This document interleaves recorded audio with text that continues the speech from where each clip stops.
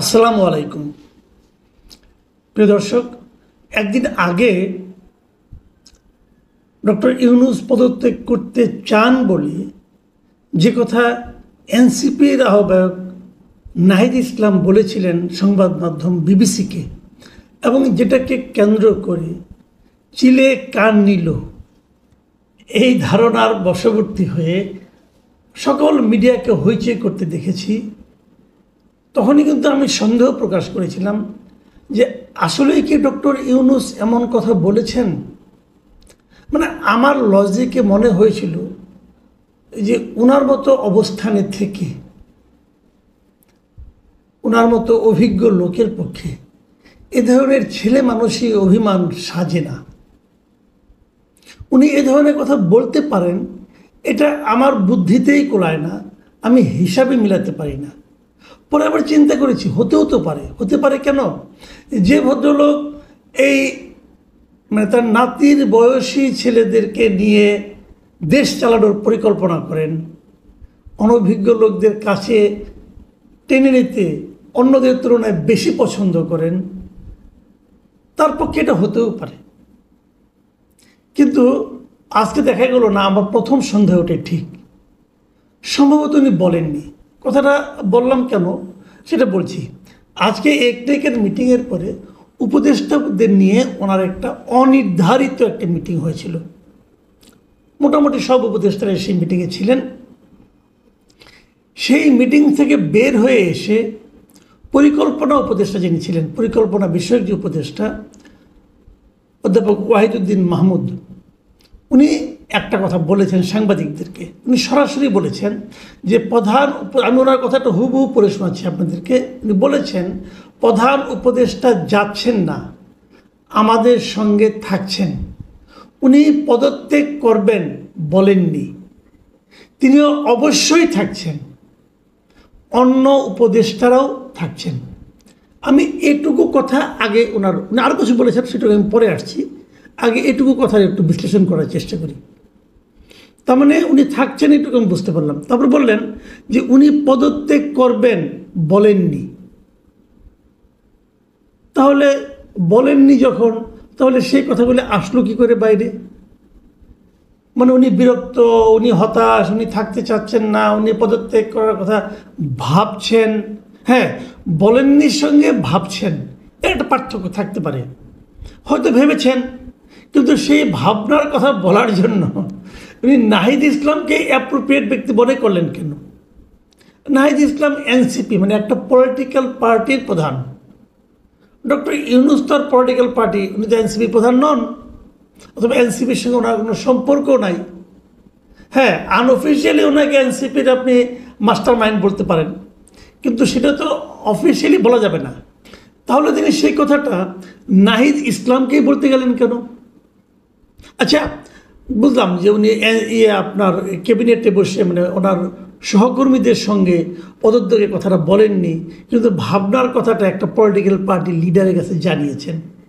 তাহলে আগামীকালকে কিন্তু আবার একটা সমস্ত পলিটিক্যাল পার্টির লিডারদের নিয়ে উনি একটা সর্বদলীয় বৈঠক করেছেন।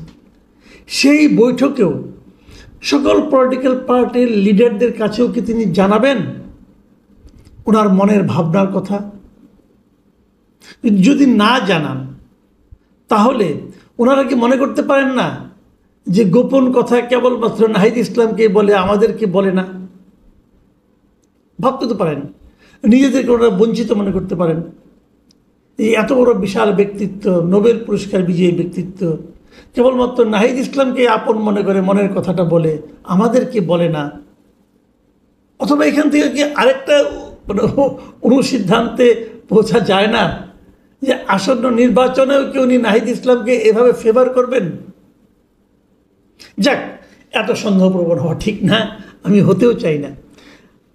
আপনারা যতটুকু আমি পড়েছি ওয়াহিদুদ্দিন মাহমুদের বক্তব্য, সেখানে আরেকটা কথা আছে, সেটা হলো কি তিনি অবশ্যই থাকছেন, অন্য উপদেষ্টারাও থাকছেন।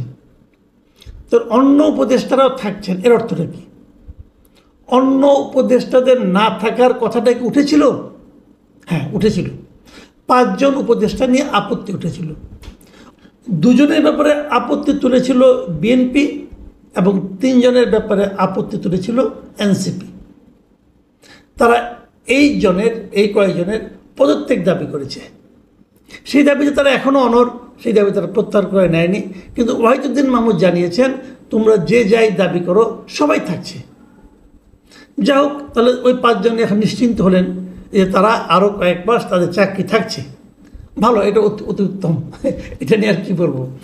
এখন ওয়াহিদুদ্দিন মাহমুদের যে কথাটা বলেছেন সেটা হলো, আমাদের অর্পিত দায়িত্ব বড় দায়িত্ব, সেই দায়িত্ব আমরা পালন করতে এসেছি, এই দায়িত্ব ছেড়ে আমরা যেতে পারবো না।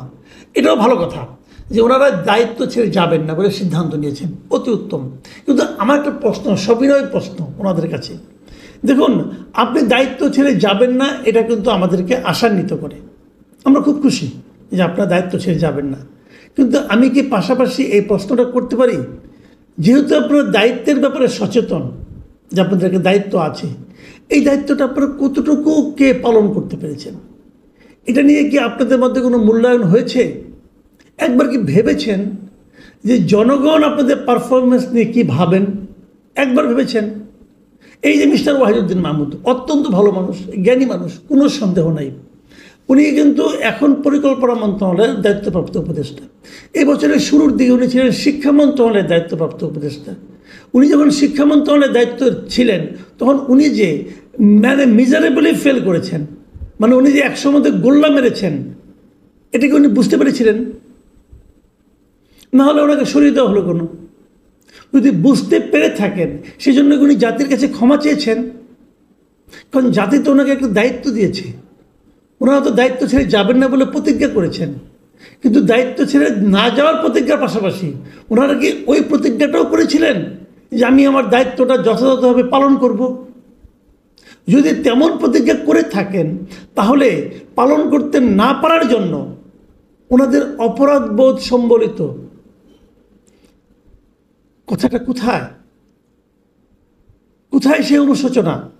কোথায় জনগণের কাছে ক্ষমা প্রার্থনা? নেই তো। আমি একটা মাত্র উদাহরণ দিলাম।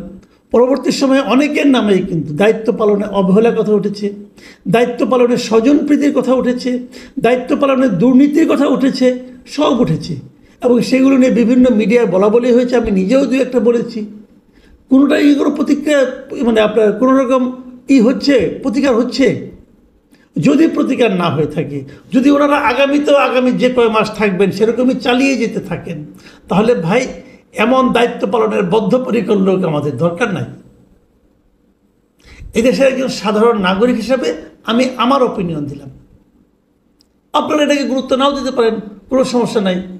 কিন্তু যদি বেশি লোকের অপিনিয়ন এটাই হয়, তাহলে তার প্রতিক্রিয়া পরবর্তী সময়ে কি হবে তার জন্য আশা করি আপনারা মেন্টালি এক ধরনের প্রস্তুতি রাখবেন। আচ্ছা, এই যে মিটিংটা হলো, এই মিটিংটার পর